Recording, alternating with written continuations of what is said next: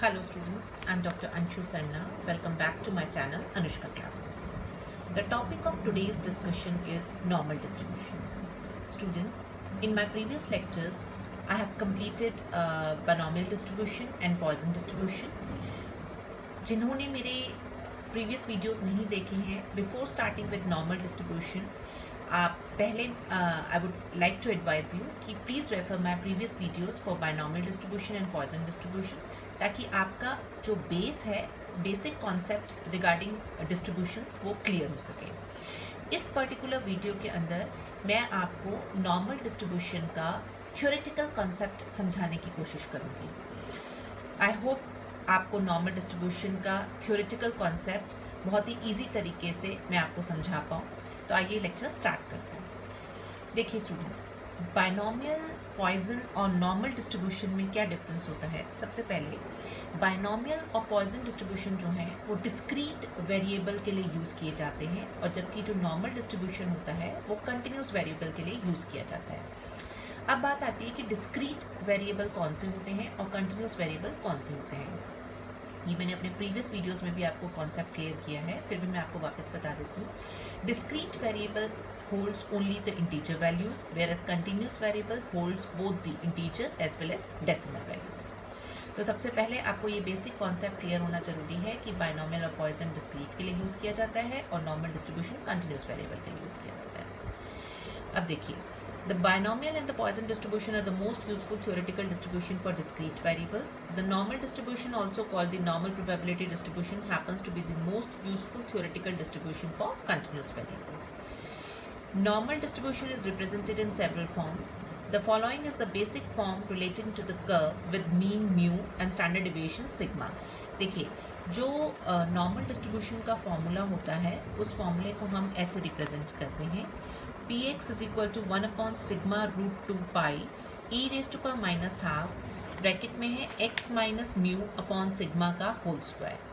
अब students, mu क्या होता है? मीन होता है, और सिग्मा क्या होता है? स्टैंडर्ड डिविएशन होता है। और रूट 2 पाई की वैल्यू होती है 2.5066, ई की वैल्यू होती है 2.7183। ये बेसिक चीज़ें हैं, ये आपको पता होनी चाहिए। थियोरेटिकल कॉन्सेप्ट में नॉर्मल डिस्ट्रीब्यूशन में जितना मैं आपको बता रही हूँ, उतना उस हिसाब से आपको नोट्स अपने प्रिपेयर करने हैं, और उतना एक शॉर्ट नोट के हिसाब से आपको पता होना चाहिए नॉर्मल डिस्ट्रीब्यूशन में। एग्जाम में अगर थियोरेटिकल क्वेश्चन आता है तो वो जनरली पूछते right a short note on normal distribution, तो आपको बेसिक डिफरेंस पता होना चाहिए, किस तरीके से फॉर्मूले वाइज रिप्रेजेंट करते हैं वो पता होना चाहिए, और थोड़ा बहुत उसकी प्रॉपर्टीज़ पता होनी चाहिए नॉर्मल डिस्ट्रीब्यूशन की। अब देखिए, नॉर्मल डिस्ट्रीब्यूशन की प्रॉपर्टी क्या कहती है। फर्स्ट प्रॉपर्टी है, the normal curve is bell shaped and symmetrical in its appearance. The number of cases below the mean in a normal distribution is equal to the number of cases above the mean, which makes the mean and median coincide. देखिए, normal distribution में students जो graph बनता है वो ऐसे बनता है। ये नॉर्मल डिस्ट्रीब्यूशन का ग्राफ है, और इसके अंदर क्या होता है कि ये बेल शेप कर्व होता है, ठीक है। अब इसमें ये आपका मीन होता है। तो मीन के उस पर एक तो ये बेल शेप कर्व होता है, सिमेट्रिकल हो गया नेचर के अंदर, और जितने केसेस म्यू के बिलो लाई करते हैं उतने केसेस इधर लाई करते हैं, is equal to the number of cases above the mean, ठीक है। जितने इधर लाई करेंगे उतने ही अबव द मीन लाई करेंगे, तो इसलिए मीन और मीडियन इसमें कोइंसाइड करता है। दूसरा क्या होता है, the height of the normal curve is at its maximum at the mean, hence the mean and mode of the normal distribution coincide. Thus for a normal distribution, mean and median mode are all equal. देखिए, इसमें क्या होता है, mean is equal to median is equal to mode, क्योंकि क्या होता है कि जो बेल शेप कर्व की हाइट होती है वो मैक्सिमम होती है मीन पर, ठीक है। तो मोड क्या होता है, mode is the highest frequency of the variate which occurs maximum number of time.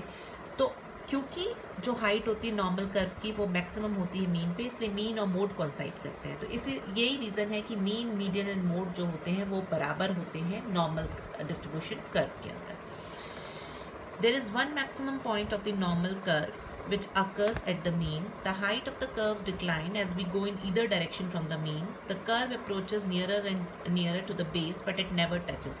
देखो, हाइट मैक्सिमम होती है, मीन पर, और उसके बाद धीरे धीरे डिक्लाइन होती है। और कभी भी इसका जो कर्व है वो हॉरिजेंटल एक्सिस को, मतलब इस तरीके से जो ओरिजिन वाली लाइन है उसको टच नहीं करता, वो ऐसे इस तरीके से निकल जाता है, पर कभी भी ये वाली चीज़ लाइन इसको टच नहीं करती। Since there is only one maximum point, the normal curve is unimodal and that is it has only one mode. क्योंकि इसका वन ही मैक्सिमम पॉइंट होता है, इसलिए वन मैक्सिमम पॉइंट होता है, इसलिए यूनिमोडल कहलाता है। नेक्स्ट है the point of inflection, that is the point where the change in curvature occurs are x bar plus minus sigma। ये वो पॉइंट होते हैं जिसपे चेंज इन कर्वेचर अकर होता है। ठीक है, इसका क्या मतलब है ये मैं आपको आगे समझाऊंगी। As distinguish from binomial and Poisson distribution where the variable is discrete, the variable distributed according to the normal curve is continuous one. ये मैंने पहले बता दिया, बायनॉमियल एंड पॉइसन डिस्क्रीट के लिए और नॉर्मल कर्व कंटिन्यूअस के लिए। The area under the normal curve is distributed as follows. Mean plus minus 1 sigma cover करता है 68.27% एरिया और 34.135% area which lies in either side of the mean. Mean plus minus 2 sigma cover करता है इतना area, mean plus minus 3 sigma cover करता है 99.73% area. अब इस चीज़ का क्या मतलब है, इस चीज़ का क्या मतलब है ये मैं आपको एक ग्राफ से समझाती हूँ।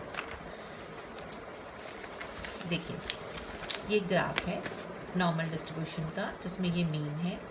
यहाँ पर हम राइट साइड में मूव करते हैं तो मीन एक्स बार प्लस सिग्मा, एक्स बार प्लस 2 सिग्मा, एक्स बार प्लस 3 सिग्मा इस तरीके से मूव होता है। लेफ्ट साइड में एक्स बार माइनस सिग्मा, एक्स बार माइनस 2 सिग्मा, एक्स बार माइनस 3 सिग्मा। ये आपको स्टूडेंट्स याद करना है कि नॉर्मल डिस्ट्रीब्यूशन में ये जो एरिया है प्लस माइनस सिग्मा 1 सिग्मा, ये 68.27% एरिया कवर करता है, मतलब यहाँ से लेकर यहाँ तक का।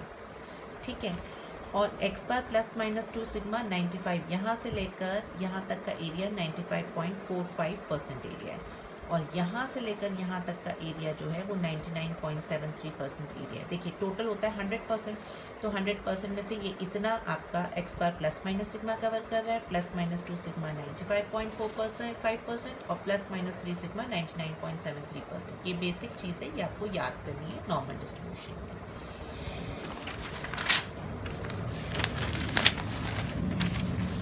अब देखिए कुछ कांस्टेंट्स हैं नॉर्मल डिस्ट्रीब्यूशन के, ये भी आपको जैसे बायनॉमियल और पॉइसन में कांस्टेंट्स होते हैं ऐसे ही नॉर्मल डिस्ट्रीब्यूशन में भी कांस्टेंट्स होते हैं। सिंपल आपको कांस्टेंट्स के फॉर्मूले याद करने हैं। Mean of the normal distribution को हम एक्स बार से डिनोट करते हैं, standard deviation of the normal distribution को हम सिग्मा से डिनोट करते हैं। तो ये है μ2 is equal to sigma square, μ3 is equal to 0 and μ4 is equal to 3 sigma 4। देखिए स्टूडेंट्स, ये सिर्फ बेसिक फॉर्मूलेज हैं, ये आपको याद करने हैं, इनका कोई डेरिवेशन आपसे नहीं पूछता और ना ही आपको ये दिमाग लगाने की ज़रूरत है कि ये कैसे डिराइव हो μ3 μ4, क्योंकि ये सब चीज़ें आपसे नहीं पूछी जाती। बीटा 1 और मोमेंट कोफिशिएंट ऑफ स्क्यूनेस जो होता है उसको हम रिप्रेजेंट करते हैं। Beta 1 is equal to μ3 square upon μ2 का cube is equal to 0। Beta 2 और मोमेंट कोफिशिएंट ऑफ कर्टोसिस क्या होता है, beta 2 is equal to μ4 upon μ2 का स्क्वायर, और इसको जब आप सॉल्व करेंगे μ4 और μ2 स्क्वायर की वैल्यू पहले ही μ2 की वैल्यू दे रखी है, तो आपकी वैल्यू आई 3। For a normal distribution the value of beta 2 shall be 3, ये आपको याद करना है। If the value of beta 2 is more than 3 the curve is leptokurtic, and if the value of beta 2 is less than 3 the curve is platykurtic. Students, मैंने आपको पहले भी previous lecture में समझाया है लेप्टोकर्टिक कर्व कौन सा होता है, मेसोकर्टिक कौन सा होता है, प्लैटोकर्टिक कौन सा होता है। फिर भी मैं आपको एक बार वापस बता देती हूँ, ये आपका नॉर्मल डिस्ट्रीब्यूशन कर्व है।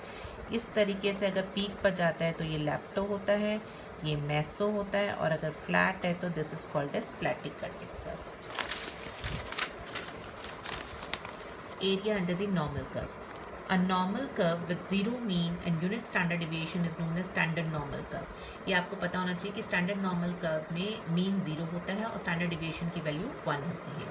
A normal curve with mean x bar and standard deviation sigma can be converted into a standard normal distribution by performing the change of scale and origin। देखिए नॉर्मल कर्व जहाँ होता है जिसमें mean x बार होता है और standard deviation sigma, उसको अगर हम स्टैंडर्ड नॉर्मल कर्व में कन्वर्ट करते हैं तो वो किस फॉर्मूले से कन्वर्ट करते हैं, z is equal to x minus x bar और सिग्मा, ठीक है, डिवाइडेड बाय सिग्मा। तो x capital x minus x bar को हम किस सिंबल से डिनोट करते हैं, स्मॉल एक्स से, मतलब स्मॉल एक्स की वैल्यू होती है capital x minus x bar. तो फॉर्मूला क्या हो जाता है, z is equal to small x divided by sigma. Sigma आपका क्या हो गया, स्टैंडर्ड डिविएशन। तो इस फॉर्मूले से आप ट्रांसफॉर्मेशन करते हैं नॉर्मल कर्व को स्टैंडर्ड नॉर्मल कर्व के अंदर कन्वर्ट करने के लिए। 2 दैट्स इट। आपको बस इतना पता होना चाहिए नॉर्मल डिस्ट्रीब्यूशन के बारे में, अगर कोई आपसे थ्योरेटिकल कॉन्सेप्ट पूछे नॉर्मल डिस्ट्रीब्यूशन का। आई होप स्टूडेंट्स आपको नॉर्मल डिस्ट्रीब्यूशन का थ्योरेटिकल कंसेप्ट मेरे इस लेक्चर से क्लियर हो गया होगा। अगर आपको मेरा ये वीडियो पसंद आया है तो please don't forget to like, share and subscribe my channel. Thank you.